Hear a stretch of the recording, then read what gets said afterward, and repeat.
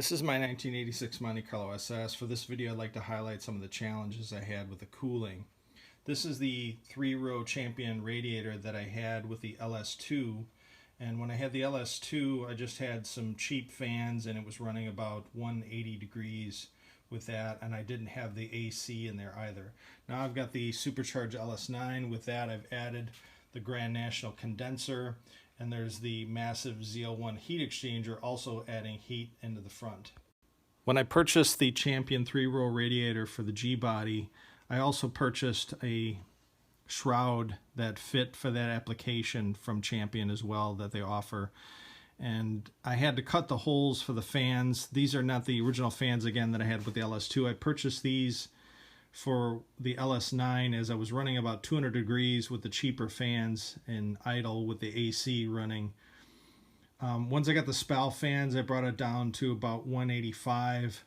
But the other thing I noticed when I was moving at high speeds, it didn't seem to be getting enough air through there. So what I did was I cut some windows in the top and bottom. The problem that this created though is when I was at idle, it was sucking hot air from the engine compartment in. So like the high-end shrouds that you can purchase, I made a rubber window that will cover this when it's at idle, but open up when I'm cruising to allow cold air to come through once it overcomes the pressure from the fans. So for the rubber material, I used a roll that I got from Rubber Warehouse, and they were on Amazon. This is a 10-foot roll that's 4 foot wide, and it's 1/8 of an inch thick. It's really decent stuff. This is a neoprene rubber, and what I did was I cut it to fit around the fans, made sure I covered the holes with this rubber covering, and then there's adhesive around the perimeter, but just in the event that the adhesive fails over time, I put some fasteners at some of the key points. This is just a zip tie point for the wiring here, and then I've got key fasten points along with a zip tie here for the steam tube as well. So we'll put it back in. This should work decent.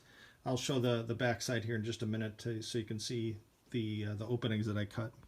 This is the back side, so not rocket science here, just cut some openings in here to allow the airflow, and we'll see now after I put it back in with the covering how it performs.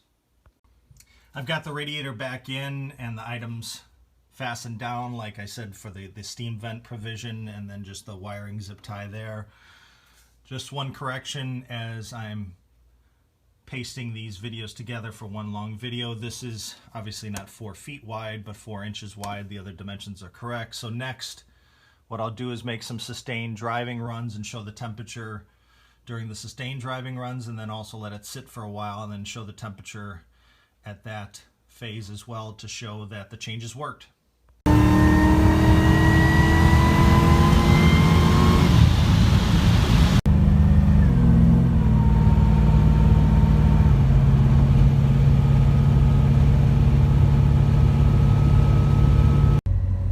Let the car run for a good amount of time, and temperature is roughly at about 185, so the changes worked. Hope you like my video.